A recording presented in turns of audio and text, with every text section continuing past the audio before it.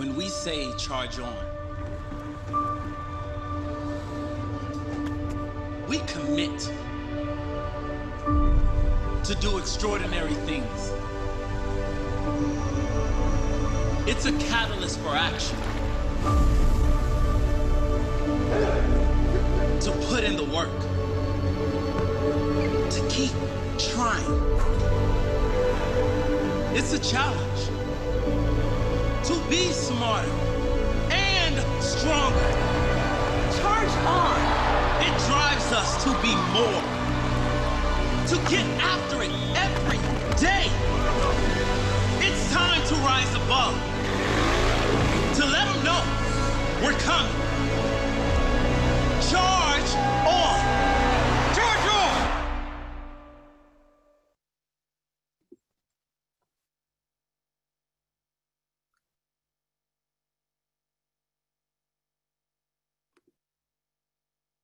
Good day, everyone, and welcome to the 6th Research, Recovery, and Reskill webinar.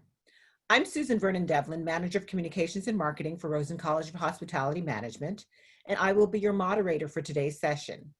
First, a bit of housekeeping.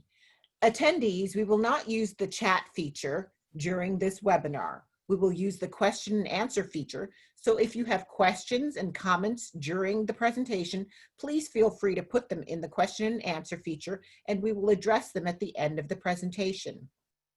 If your question is similar or the same as another question that has already been asked, we will skip over it, but rest assured we will answer your questions. If we run out of time during our question and answer period, we will contact you after the webinar to answer your question. And now, without further ado, I would like to introduce the Dean of Rosen College of Hospitality Management, Dr. Yucheng Wang, to introduce our presenters for today. Dr. Wang? Thank you, Susan. Good morning, all, and greetings from UCF Rosen College, the #1 hospitality management program in the nation and #2 in the world, based on the Shanghai ranking just released 2 weeks ago. Today is July the 24th, 2020, Friday, and thank you all for joining us today for the 6th in a series of webinars we offer here at the UCF Rosen College of Hospitality Management. These webinars were designed to help our alumni and graduates to retool for the changes we are experiencing as the hospitality and tourism industry emerges from the effects of the COVID-19 virus. Again, my name is Dr. Yucheng Wang, and I'm a Dean of the UCF Rosen College of Hospitality Management. Our mission here at UCF Rosen College is to develop the future leaders of the hospitality industry. And obviously that does not stop after you graduate. We just want to know you. I want you to know that as part of the UCF family and leaders in the industry, we are a resource for each of you as you develop in your careers, especially now as we are facing very, very difficult challenges. And now I would like to invite my colleagues, Dr. Murat Kizildag and Dr. Jorge Ridderstaat, to take over the Rosen College Research, Recovery, and Reskill webinar series. Today's topic is a very timely topic delivered by 2 of the best experts in our field. So the topic will be focusing on understanding the financial implications of the crisis and its impact. So Murat and Jorge, please take over. Thank you. Okay, good morning, everybody. Yes, good morning. My name is Jorge Ridderstaat, and I will be doing the first part of the presentation. And let me go over and share my screen with you right now. Let me open this and change the display a little bit here. Yes, so I hope you can see this. So as I mentioned, I'm going to do the first part of the presentation today. So I'm going to do the COVID-19. I do a brief on that. And I will talk also about the economic repercussions so far we have seen. And my colleague, Dr. Kizildag, will talk about the financial ramification and also do the wrap up. And if we both will do the discussions later on. Okay, so let me go over a little bit about the COVID pandemic itself. I'm not a health expert, but I can read some data and I can transform them into statistics. So based on that, and before I present you a little bit more about the statistics themselves, so let's look at the COVID-19 pandemic so far versus what happened like 100 years ago, which was the Spanish flu. And so in general, we can say that the effects of the COVID-19 was, the Spanish flu was much bigger than what we have seen so far from the COVID-19. For example, the number of deaths back then was like 50 million versus so far, at least this morning, it was 634,000. And what is interesting to know as well is that the virus itself, back then, the H1N1, it continued to circulate seasonally for about 38 years after the pandemic itself. So we may see a similar development with respect to the COVID-19 virus, but that's why I put a question mark here. So we don't know yet. So far, in terms of the number of infections and the number of deaths, we can see that the top 10 countries with the number of infections, they account for about 2/3 of all global infections. And so far, at least this morning, there were like 15.5 million global infections with respect to the COVID-19 virus. The number of deaths, you can see a number of 10 countries. Again, they account for 75%, close to 75% of all deaths globally. So far, there's almost 635,000 people who died from the COVID-19 virus. So and we know it's an ongoing business. And what happens as well is that all these statistics that are being reported are also dependent, among others, on the test rate. So the number of tests that are being conducted for example, a 1 million population. So if you look at the case of the US, there is a test rate of about 155,000 per each million inhabitants of the country. And if you look at the case of Brazil, there's only 23,000 for each 1 million inhabitants. So that could give you an indication also about the numbers that are being presented here. So this is, to the best of our knowledge, what is available. But it is also possible that these numbers are much higher than we have seen so far. This is I present here from the Johns Hopkins University. This is a list of state-wise developments, the linear developments of the number of infections. And so far, Florida has had the highest number of cases per 100,000 people. And that was reached on July the 12th, 12,761. So that means that it's like an infection rate is about 12% here, if you consider this number. And the case New York, you had that number was reached on April the 9th already. So you can see here that the state of New York had experienced a cycle already. And it may be the first cycle, but come back later. And you can see the case of Florida. It has seen probably the top of its cyclical development so far. So it may go down and it may not, but we will see. So far the COVID statistics. So let me go over to the economic repercussions themselves. And first of all, we look at the COVID pandemic with respect to other cases of crisis in the past, the Great Depression and the global financial crisis. And this chart shows the proportion of economies, so the percentage of economies, in other words, with an annual contraction in their GDP per capita.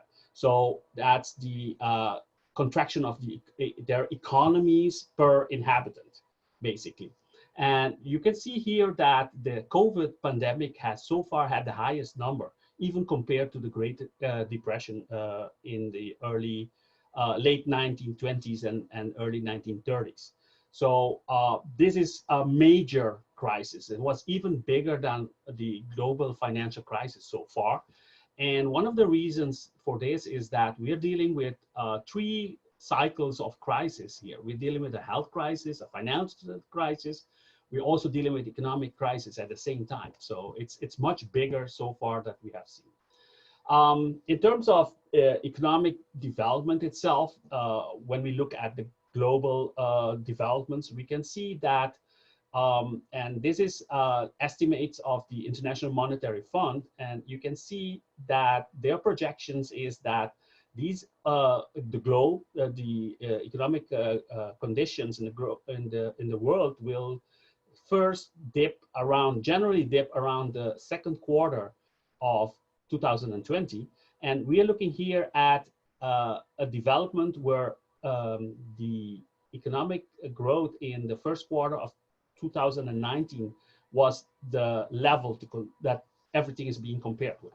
So that one was being assessed as 100, and everything after that is then so far what we have seen, and what we are seeing here in the second quarter is that the largest dip will be expected in the second quarter. And in terms of the recovery, we can see that the Chinese economy is expected to develop and recover quite fast. It's probably in the second quarter of this year already that they are moving above the 2019, first quarter 2019 level. But all other economies, including the advanced economies to which the US belongs to, are expected to see the dip actually in the second quarter of this year. And the recovery will be gradual. It will be a V-shaped type of recovery so far. But the question is how wide the V is going to be. That can be also something that needs to be seen in the future. And in terms of recovery, going back to the level of first quarter of 2019, the IMF doesn't expect that to happen for the advanced economies, including the US. So there will be a recovery, but it's not up to the level of the first quarter of 2019. The other economies, emerging markets, are expected to do a better recovery than the advanced economies, but this is information so far, and so time will tell us so far. So if we look at the economic development, the crisis has also implications for government finances. It has also implications for the fiscal deficit and so on. And if the IMF made an estimate that the COVID-19 pandemic would have a much higher impact on the change in the government debt, increase in the government debt to GDP actually, than the global financial crisis itself. So it's almost double the size of what happened in terms of the government debt related to the GDP during the global financial crisis. And in terms of the deficits, and the deficits are here, the total revenues minus what the government spends, it indicates here in the case of deficit that the government, of course, is spending more than it receives. So the deficit during the global financial crisis in 2009 reached contracted by 5% of GDP. But now the IMF expect that to be like around 10% of GDP globally. So in other words, the global financial crisis has major implication for government finances as well. So if we look at the implications for labor, and these are based on, and I'm still talking on a global level, the International Labor Organization made an estimation of what happened to the labor force.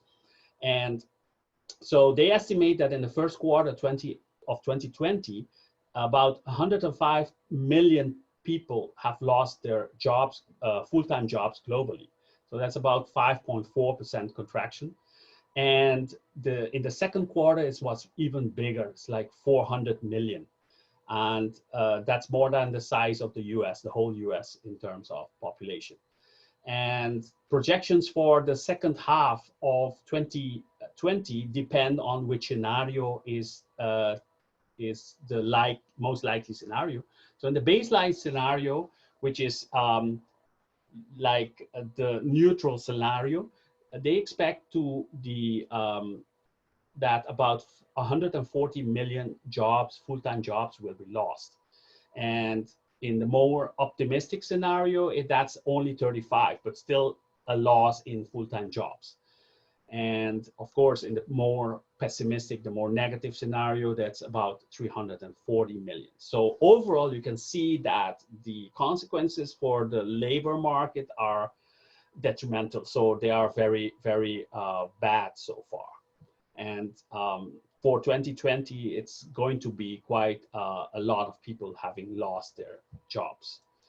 And so let me move a little bit to more like the case of the United States itself. And this is the annual change in the economy. And in other words, it's annual growth or decrease in the real GDP and gross domestic product of the US. The IMF projects this to be around 8%. So there's an 8% contraction of the economy projected for 2020 for the US. And there will be, at least the projections so far show that there will be a 4.5% recovery in 2021. But I have to say already that this recovery is likely not to be at the same level as before the crisis. So there is still work to be done to reach that level beyond 2021.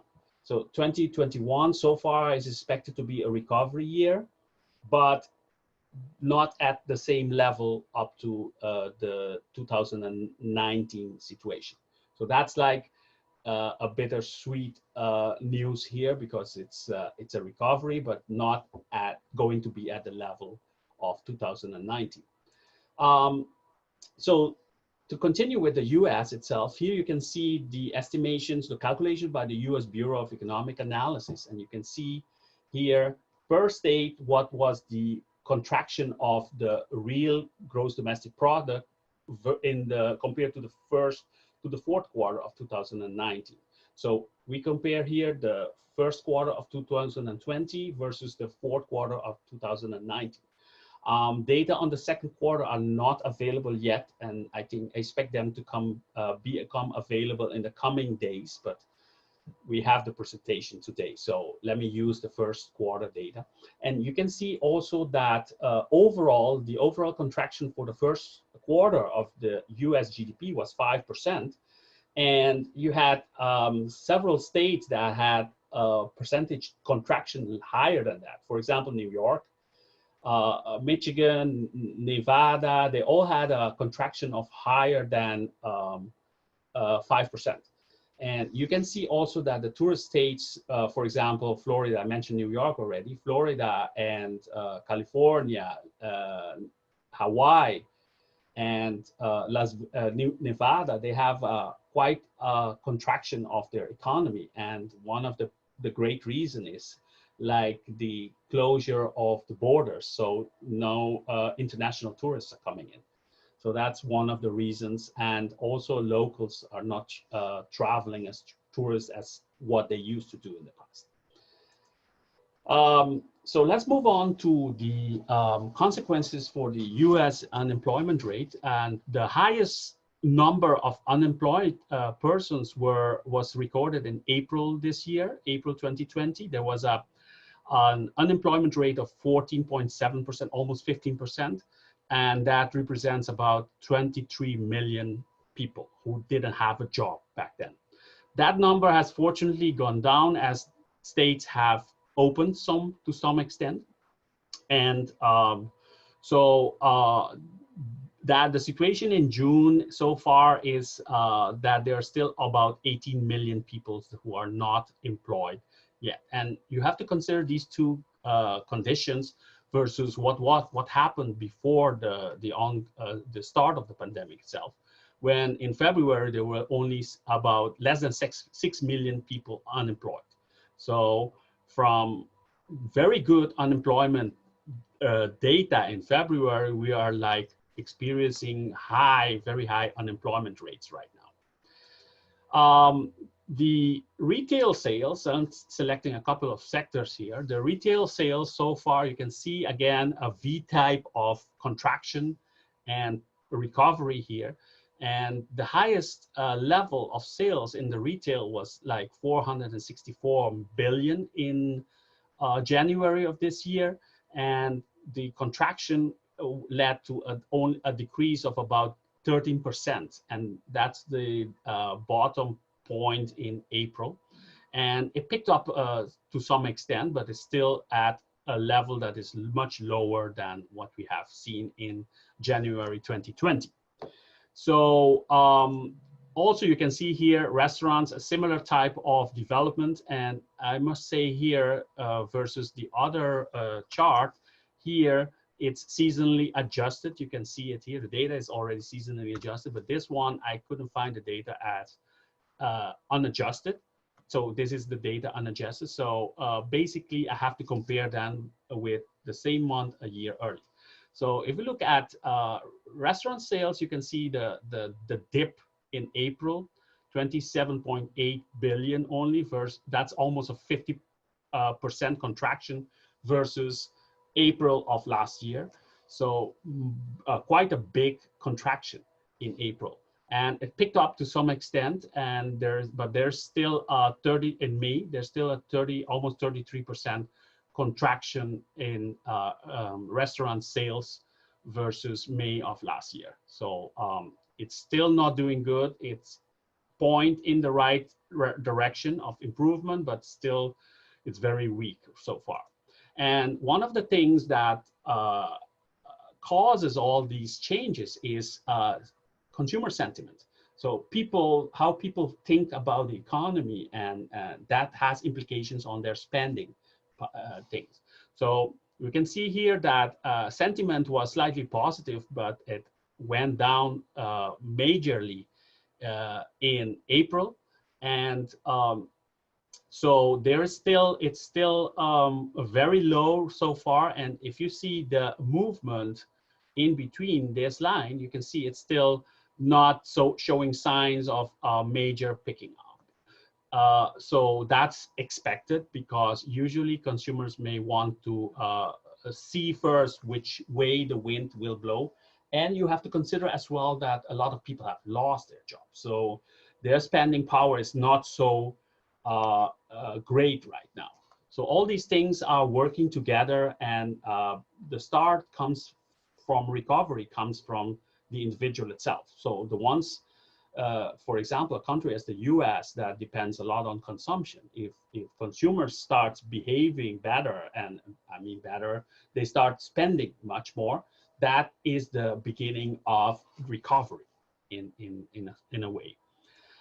So far, these are the economic ramifications. I'm stop sharing my screen right now, and I'll hand it over to my colleague, Dr. Kizildag. Thank you.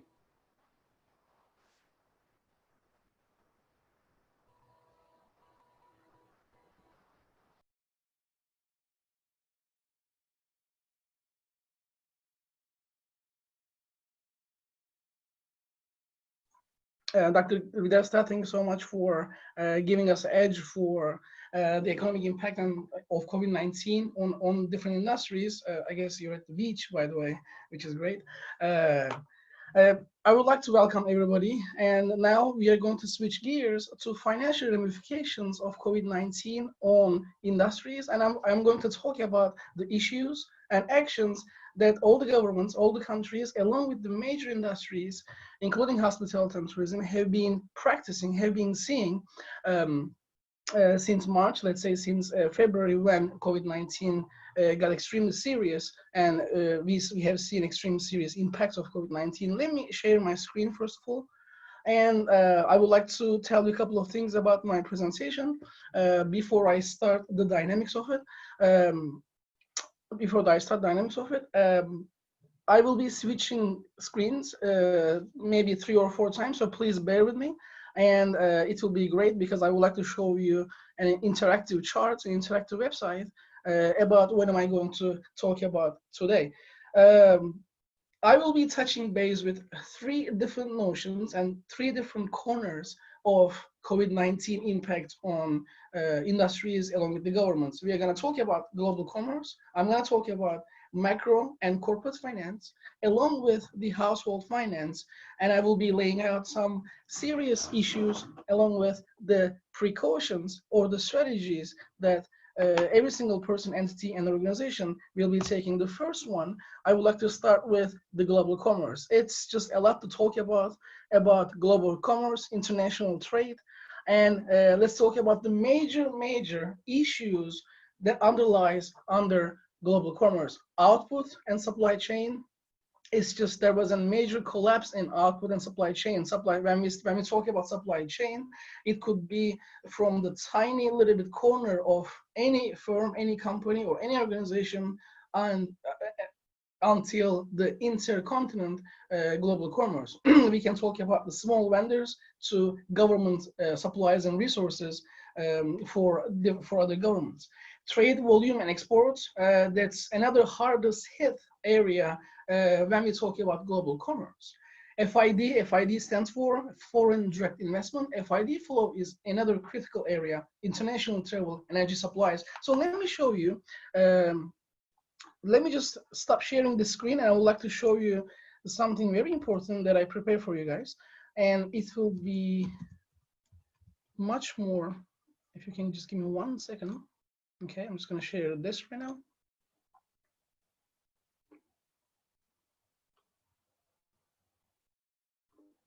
Okay.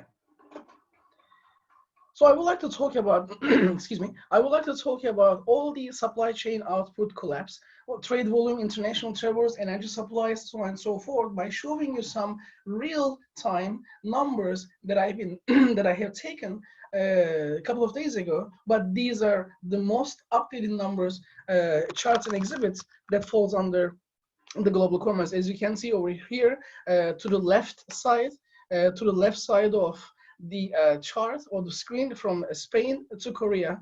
From Spain to Korea, you can see the projected change in GDP at constant prices, meaning that prices, raw prices, household prices, core prices, prices that we have to deal with every single day. Core prices, for example, any household appliances, let's say, from fridge to refrigerator to microwave oven, you name it. From 2019 Q4, which the COVID-19 started, until 2020 Q2, this is the late June we are talking about, you can see the collapse in the output. Output is the macroeconomic output that the countries produce, goods and services that they export to other countries. Therefore, you can see along here OECD countries, and other countries from Canada, US, from west to east to the whole world is just, as you can tell, all below zero. And there's actually a very ugly picture that we have been seeing right now. And let's just, along with this chart, let's just take a look at the world merchandise trade volume. World merchandise trade volume, as we see the goods that we are touching, we need, we are using, and we will be using in the future. So you can see to the right side of my chart, from 2009 Q1, the first quarter, until 2020, the first quarter, Q1, there was a 32% lately. You can see over here, I'm just making a circle, maybe you follow.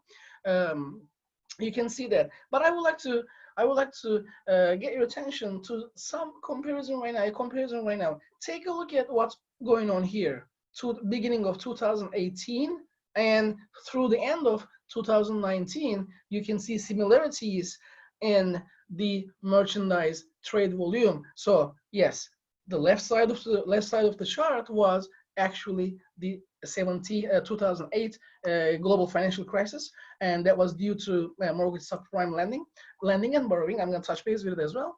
And you can see there's it's even harder, it's even harsher, it's even more difficult situation that we are dealing with right now when we compare the COVID-19 impact on merchandise trade volume with the recent recession we had 10-11 years ago. New export orders, the same scenario. I can tell you that right now, of course, you will be seeing too, the new scenario, values greater than 50 indicate economic expansion, but that's not our case, unfortunately, due to COVID-19. And we have values less than 50, therefore, it's just denote the economic contraction, tapping under a little bit recession, or maybe, I don't want to even mention it, but depression support zones. Therefore, there's another ugly picture that we are dealing right now. So you can tell on the left side of the dip, that the V shape that you can tell on the left side of the chart is where the recent recession happened, when it took along 8 to 12, 13 months. And then you can see the right side of the chart, that's after December, or let's say from the beginning of this year, January, which is Q1 to Q2 in this year, in that 7.5 month period. These are real numbers. These are real output numbers on real basis, not nominal basis. Therefore, it's a great source to utilize. So we touched base with FDI as well. Remember, FDI stands for foreign direct investment. Take a look at what happens in investments. The blue lines over here, along with the red line, there is an optimistic forecast and the pessimistic forecast. Unfortunately, both pessimistic forecasts and optimistic forecasts are just falling under the norms, getting close to ground zero, as you can tell. Therefore, we conclude that from the WTO, World Trade Organization sources, there was a 30 or 40, between 30–40% reduction in FDIs, along with excuse me, along with almost 80% in some areas of the world, not other areas, but some areas of the world.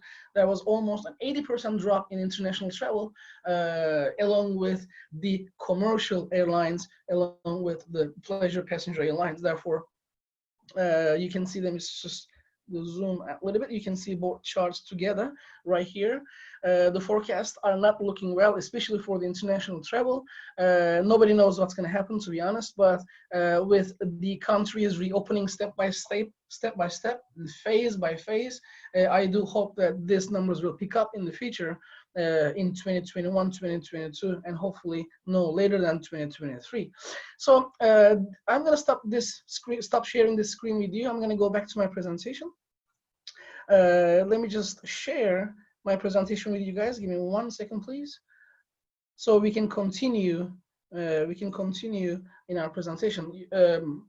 Energy supplies I'm going to talk about. I don't have any exhibit for that, but energy supplies I would like to talk about. There was if you remember, a month and a half ago, there was a huge supply glut, meaning that there was a supply, but there was no demand. Therefore, there was no storage capacity of the oil barrels for all around the world. As you can remember, it was on April 20th. We have seen almost a negative $40 a barrel sales, which is a negative zone sales in oil prices. I'm talking about, of course, the contracts. I'm not talking about the oil, the liquid, excuse me, itself. I'm talking about the contracts, which the countries deal with contracts when they talk about, when they buy or sell or exchange oil. Therefore, this was also another hardest hit area globally in global commerce, in a macro base, that we have seen, and it affected every single. Of course, there was like a butterfly effect, like a chain effect. It affected a couple of things as well, which I'm going to talk about in capital markets, which is my next slide. Not next slide, but after this one. What the countries have been doing so far, the general outlook is. The general outlook and the latest financial inclusion is broader, but these are what you see in the blue points right now are the common features and common financial inclusions governments try to implement in their operations in collaboration with other countries or in their country settings. Supply chain continuity is important. In supply chain continuity, trade synergy programs, FTZ, FTA, I'm going to tell you guys what it is. FTZ is the foreign trade zone, and FTA is the foreign trade agreement, and other agreements, of course, and I will touch base with it later. The trade synergy programs, they do relax the restrictions on that. They do lift up some of the tariffs on that to continue supply chain, global supply chain, so we don't put ourselves in a deep financial a financial nightmare. Shared information transparency is also critical. What do I mean by that? Shared information transparency is the international cooperation about the trade, international cooperation about information sharing, and international cooperation about the supplies, such as medical supplies or supplies in need like iron, copper, wheat, the commodities I'm talking about. So shared information transparency is has also been established across countries, but this was of course 3-4 months ago. Government bailouts for public interests. The actions should be, you might heard that in the US, which I am basing my examples for the United States, since I have practiced when what I teach, I do practice as well. Government bailouts was a hot topic. This was 2 months ago, that one of the actions the US government and the Fed took, but government bailouts should be for public interest and public welfare, not the vested corporate interest and or welfare, but it has to be for everyone. Interconnected support through global financial system. Of course, new technological developments such as blockchain, such as security and transparency in financial transactions has to be established as well, along with, of course, along with global value chains. Global value chains, it's the country values to each other for the entire supply chain management to keep the economy going, in simple terms. Well, from the global commerce, let's talk about the macro and corporate finance. When I say macro and corporate finance, of course, the stock markets, as everybody knows, stock markets, what are they? But it's actually capital markets. It's not stock markets. There are stocks in there, but the stocks are the tiny little bit portion of the capital markets. So I'm going to talk about them right now. Yields and capital markets. There were shockwaves and disruptions on those very stable, financially stable capital markets. Again, I'm going to base my examples to US, since we are hosting this webinar from US. And I would like to switch my attention to hardest hit in the industries, employment and job vulnerability. In the US, nearly 30 million unemployment claims that we have seen so far, and that was unfortunate, and almost nearly 60 million jobs at risk, which is more than 35% of all the job and labor force in the entire country and the nationwide. And then I'm gonna talk about company values and earnings. So what happened to companies? Again, not necessarily hospitality and tourism companies, but also related interconnected companies or companies or other operations such as travel and tourism and airlines and retails and online purchases and even oil industry, so on and so forth. I will talk about all the disruptions over here and the shockwaves over here. But again, I would like to stop sharing the screen one more time. I'm going to share important exhibits with you, so the understanding will be better. Let me just, okay, all right. So what you see in the screen right now, it is the 10-year US Treasury yield. 10-year US Treasury yield is very special. It's not just for US, and it's also for world's global financial system. Why? Because 10-year US Treasury yield is a benchmark for long-term loans, inter-government lending, along with the London interbank offering rates, or IBORs and LIBORs, or interbank offering rates. And as you can see, as of March 9, 2020, there was a 0.5, which is called 50 basis points drop, and there was a drastic drop in the yields.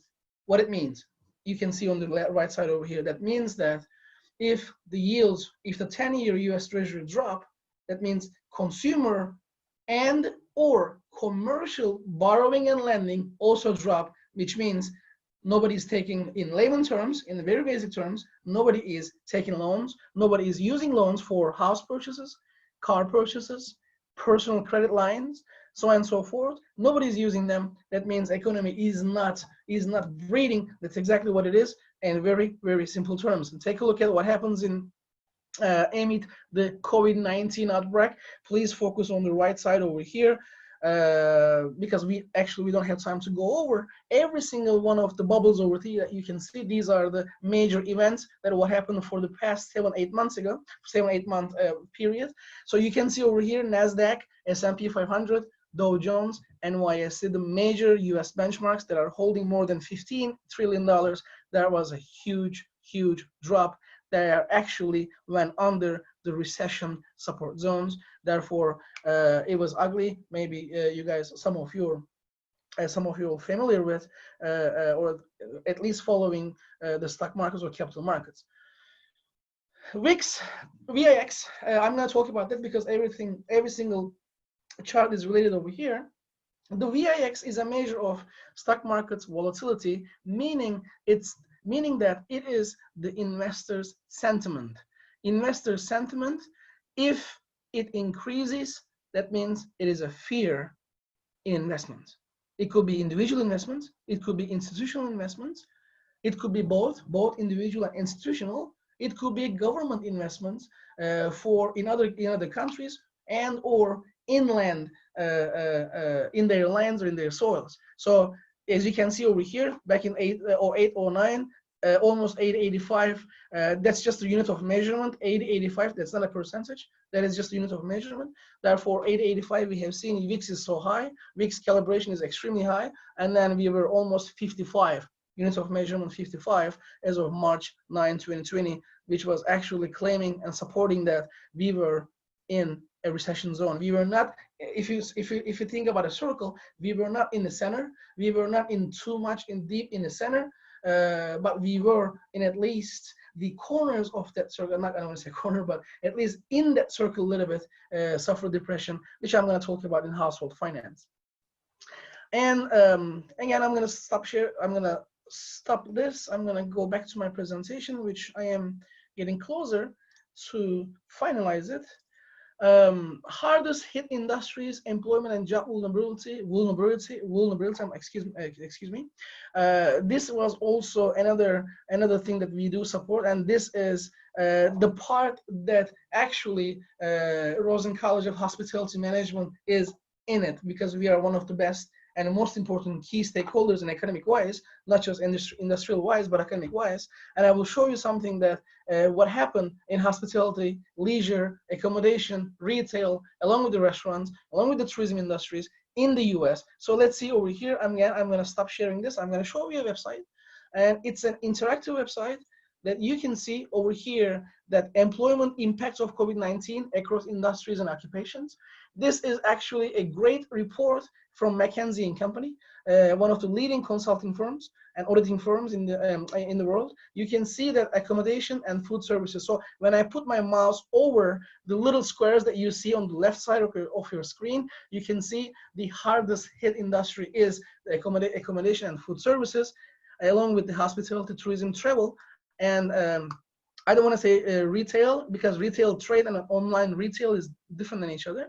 You can see total unemployment is 15 million in the US. It is it's just a very serious number.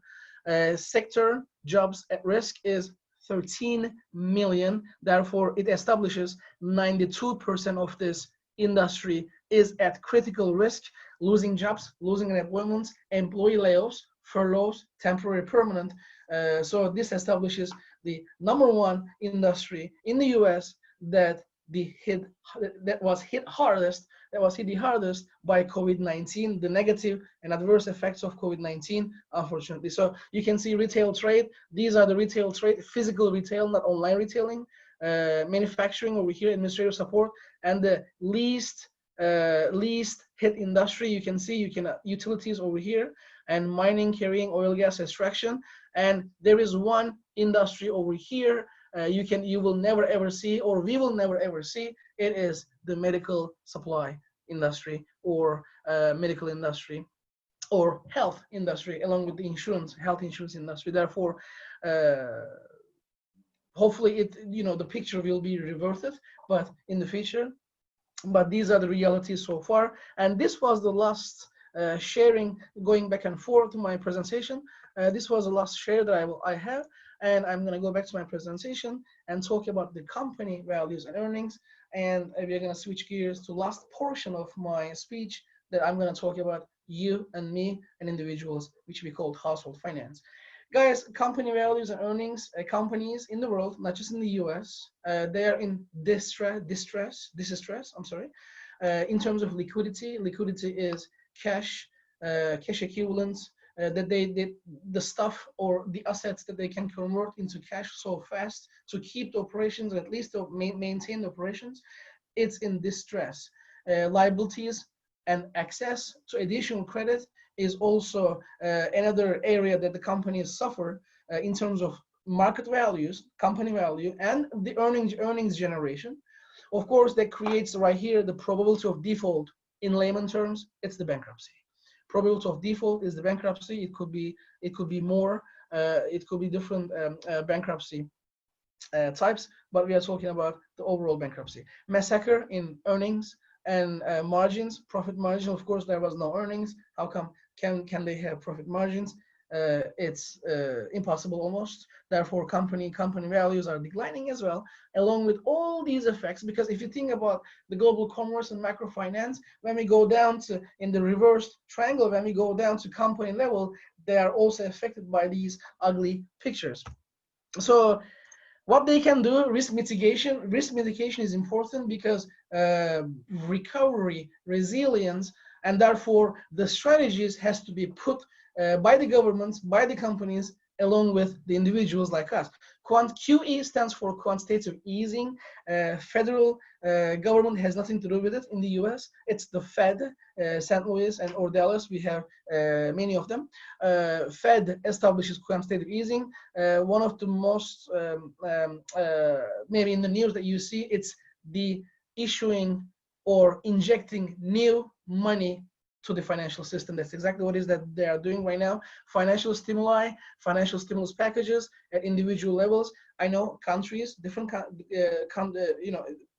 countries have different strategies for financial stimuli, but in the US, we all get $1,200 per check without any payback option. Governments do, Fed do asset repurchases. It does asset purchases, and then relief funds. The most important one, PPP, payroll protection program, which are distributed to the companies, and actually almost $200 billion is distributed to leisure, accommodation, hospitality, travel, along with airline companies. Interest rates in the US, interest rates overnight, actually, it's just dropped down to almost 0%. It's just 25 basis points right now. The window is 0 to 0.25 basis points, which is 0.25%. And Fed took actions for delayed payments on loan balances, which was needed, actually deferred fees, deferred funds, deferred interest expenses on the loans that the companies are taking out for long term. And Fed guarantees in non-financial risk areas such as trade routes, access to risk governance. These are free without any fee assessment. Companies can do this, and then they will hopefully survive in the future. That's what's going on right now, guys. What you see in on the screen, that's what's going on within the US from the Fed and the federal government. Firms, what do firms do? They do de-invest. They stop investing pretty much. Capital allocations. They do preserve capitals. They do preserve their working capital, which is the cash on hand for unprecedented and unexpected situations. Liquidity planning. They do balance out their expenses to plan the liquid situation better and better by preserving cash, by halting the investments for now. Hedging for FX, foreign exchange. They do also halt most of their operations on foreign exchange in especially developing countries or near developing countries due to major discrepancies in a foreign exchange. Some countries do have a lot, 1-to-7 ratios, 1-to-16, 1-to-30 ratios. That's why they do suffer in terms of US dollars, and to protect US dollar, the strength of the US dollars as well. Buybacks, LIBOR replacement. Buybacks, government do government buy the shares back, bonds back from the investors to preserve their assets as well. And the LIBOR stands for London Interbank Offering Rate. These are the series of benchmarks that the world governments and companies use for international investment. In 2021, LIBOR will be gone temporarily, and SOFRs and RFRs, SOFR, Security Overnight Free Rate, and risk-free rates will be replaced by LIBOR, because LIBOR has 0.65% margins and premium for international investment, which countries will get rid of that, and they will also accelerate, hopefully, FDIs for each country. Value proposition, I think companies should stop focusing on price, and then they should focus on value, customer, consumer, employee advocacy. We do have to adjust new normal, safety, sanitation, tests, health, social distancing. These are very important lately, and I think it will be much more important for an unforeseeable future. Shrink to grow, desizing or shrinking in operations is also critical, because flexible operating models is much more preferable, such as online food ordering systems or online travels, online retail systems like Amazon. I mean, we have known this for so long, but online food order systems such as Uber Eats as a company or any other online delivery becomes important. Therefore, shrinking in COGS, cost of goods sold, not just physical sales, but selling online, will also shrink cost of goods sold on the income statement. Cash release for the working capital, balance staff capacity. If we have more automation with robots or any AI or blockchain or virtual reality or artificial intelligence systems, we don't need physical people, especially for the service industries. It could be medical as well, by the way, not just hospitality and tourism, but it could be medical as well. Therefore, it will, at the end, it will create a flexible productivity infrastructure, which will give companies an edge to cope with the adverse effects of COVID-19. Maybe you will laugh a little bit right now, because this is the last slide that I'm going to talk about in my presentation. Household finance. Well, the great paradox. What are we going to do? Are we going to stop spending? I mean, we need to stop spending, because most of us don't work. Most of us are furloughed. Most of us, cut in hours, hourly employees, or most of us do have lowered paychecks or monthly salaries for international audiences, monthly salaries in our banks right now. But we cannot at the same time stop spending, because we do have to operate our natural system as well. We have to eat and sleep and so on and so forth. We go to places, A to B. So we need to stop spending, but also we need to keep on spending money to keep the economy going, because we are the catalysts of microeconomy to macroeconomies at a broader level, and we have to keep spending. What we can do as an individual household in our finances, in our financial statements, in our budgets, I think debt restructuring, debt reallocation, which means lowering the debt, consolidating them, trying to lower them, is the best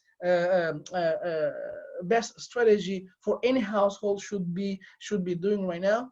And also spending on the margin, that's what we call spending on the margin, meaning that spending on what you need, not what you want. It's just very simple terms, but it's actually the greatest theories in personal finances and household and behavioral finance.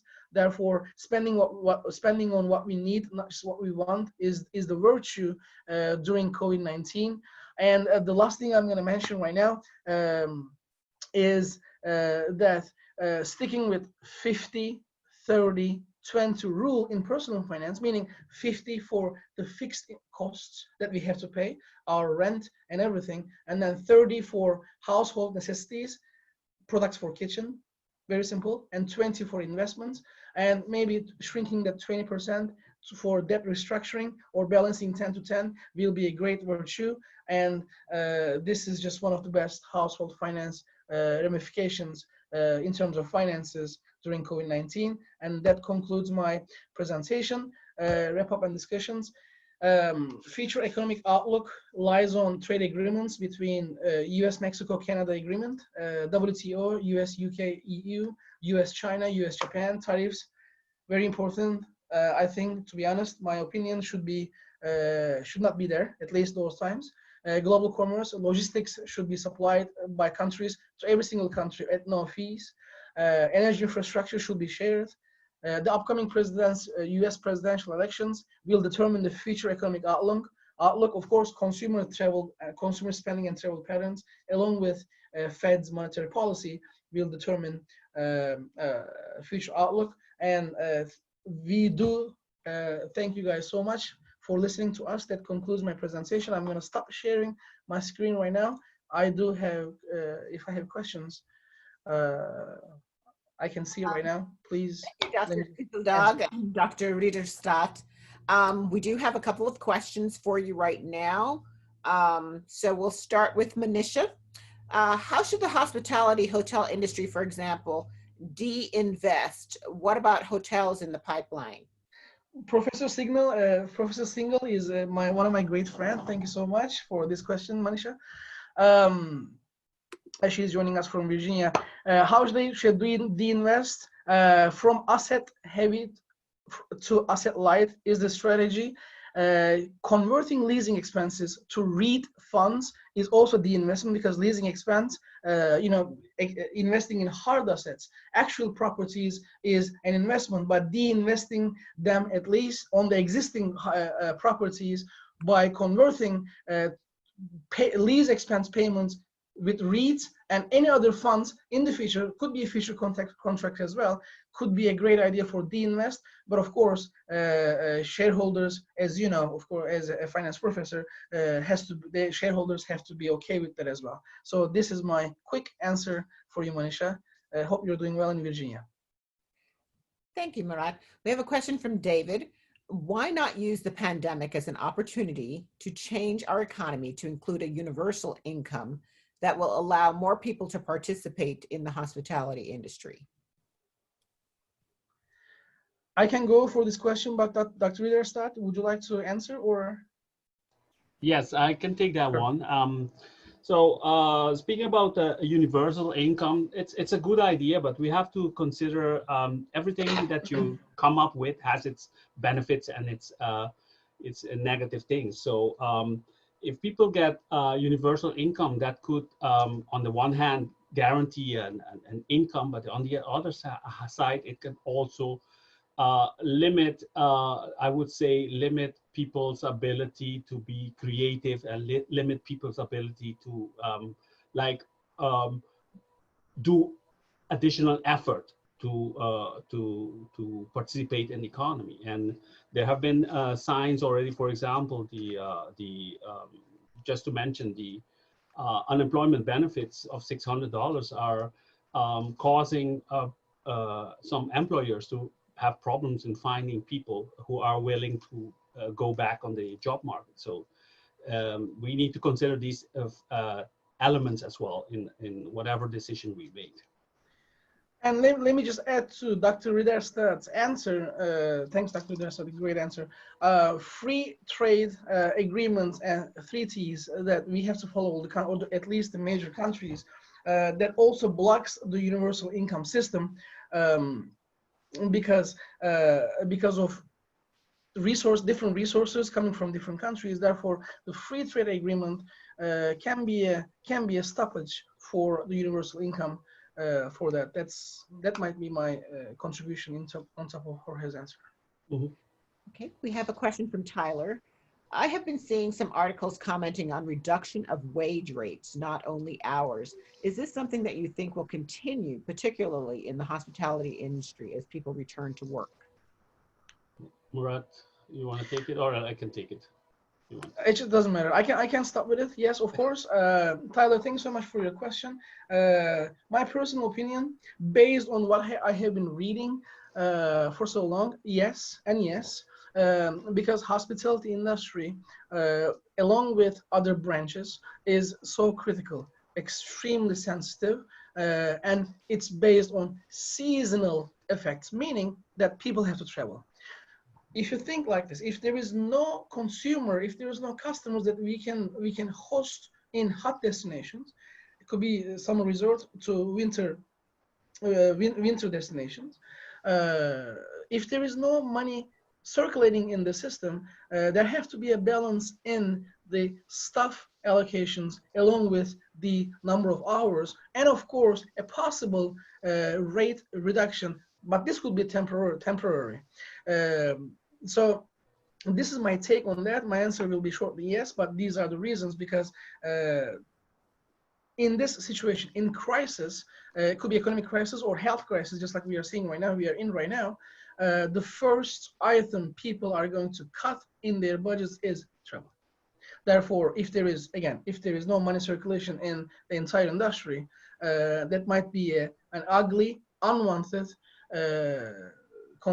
consequence in the foreseeable future. Nobody wants it, but yeah, and I would like to add to that. It's an economic issue. It's a demand and supply issue, and right now you have a limited number of businesses, and a lot of businesses have gone bankrupt and so on. So the supply of businesses are limited, but there's a big supply of people who are unemployed. So businesses can choose who they hire and for what the amount of wage they hire for. And indeed, the data so far suggests a lowering of the rate per hour. And probably this will continue in the foreseeable future. But I think, like Dr. Kizildag mentioned, it's seasonal, but it's also a cyclical thing that will continue in the coming time. So I would think in the coming, at least in 2021, and it may go further beyond that in 2022 as well. So unfortunately, that's what we will be probably seeing in the coming time. Okay, we have another question from Marcos. First, he's congratulating you on a great presentation. It has very detailed presentation, a lot to absorb here. Dr. Kizildag, you mentioned REITs as a de-investment alternative. Do you think hotel and hospitality related REITs, which have fallen around 50 to 70% since the beginning of the pandemic, are a good investment opportunity right now? Well, the answer could come from different perspectives, actually, Marcos. Thanks so much for your question. If, well, 50-70%, I didn't check the decrease rate on REITs that we have and for accommodation and hotel and commercials. So right now, of course, with that stat that you gave me, it's not a good idea. However, it's of course one of the best strategies that might be the case in the long run, because the adverse effects of COVID-19 will not going to end in a couple of days or a couple of weeks. That might survive maybe 5 to 10 very long-term period. Another perspective, it might be a good idea because it is so cheap to get into or tap into the opportunity right now from the hotel operators or developers or any management firms or development firms. It might be a good idea. However, the investment, I actually forgot to tell Manisha as well, if she's still listening to us, along with the REITs, maybe the asset sales could be another idea, just like Darden did. One of the branches that they sold their Red Lobster branch to Star Alliance, I think something Star, I don't remember the name right now, the hedge fund company. That could be a investment as well. But again, for your question, I think the answer is just depends on the financial strategy of the hotel companies. If they want a quick recovery, maintain, shrink, and de-size in their assets, REIT could be a good idea. If they want to have long-term recovery prospects, maybe like for blue chip companies like Marriott and Yum Brands and all that, REITs could be a great idea because it is so cheap to get into. I think hopefully I make myself clear on that. Marcos. We have one last question here from Pierre. May the current situation generate deflation at a first stage or even worse, economic collapse if there are several waves? Dr. Ridderstaat, can I answer this? Oh, you want? let me just give my 2 cents on that. I'm just going to leave you alone with the question. Because Peter, who was that? Mr. Pierre. Peter, okay.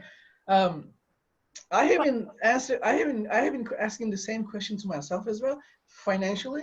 So I can arrange my budget and investment for short, mid, and long term.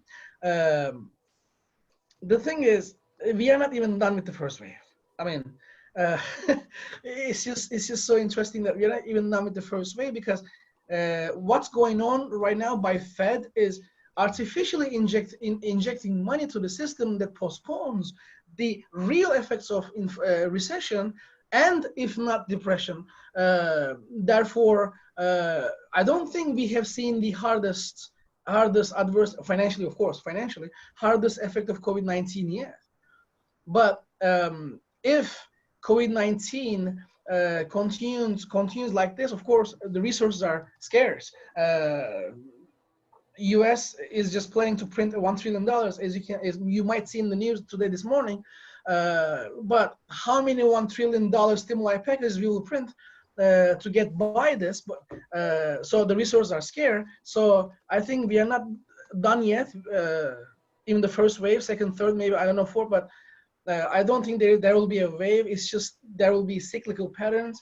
Yeah, so this is from the financial perspective, but in an economic perspectives, maybe Jorge, Dr. Ridderstaat might give you different answers. Yeah, again, coming back to demand and supplies, it's possible that from an economic perspective, that because of limited demand right now, that prices may go down and you may have some deflationary effects in the coming months.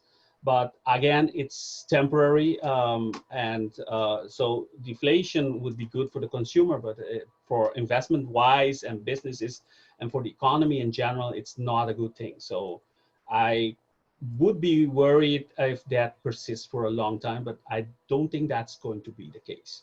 So as soon as there is a pickup of demand, there's a pickup of economic activities, you will see that prices will move again. And the Fed is already looking towards, I think it's more than beyond that 2% increase in prices. So they will be like willing or not willing to move in that direction. But if you do more quantitative easing in terms of more money in circulation, that could and instill demand. So that could raise prices in the future. Well, thank you both, Dr. Kizildag and Dr. Ridderstaat. That is all the time we have for today for our webinar. As I said, this was our 6th webinar. We have 8 in this series, and the next one is scheduled for August the 7th, 2020 at 2 p.m. It's titled Personal Branding Strategies in an Adverse Business Environment, and it's with Dr. Michael Terry, better known as Doc Terry. So please join us at that time. For more information about our webinar series, you can go to hospitality.ucf.edu/research, recovery, and reskill to see all the series. All the webinars are recorded and placed on YouTube afterwards, and so you can go back and look at them. And this presentation has a lot of information that you will probably want to go back and look at once more. So please do join us on our YouTube channel, Rosen College. And I'd like to thank you all for being with us today. And we really appreciate you joining us for the Research Skill webinars. Thank you. Thank you. Thank you so much, guys. Thank you.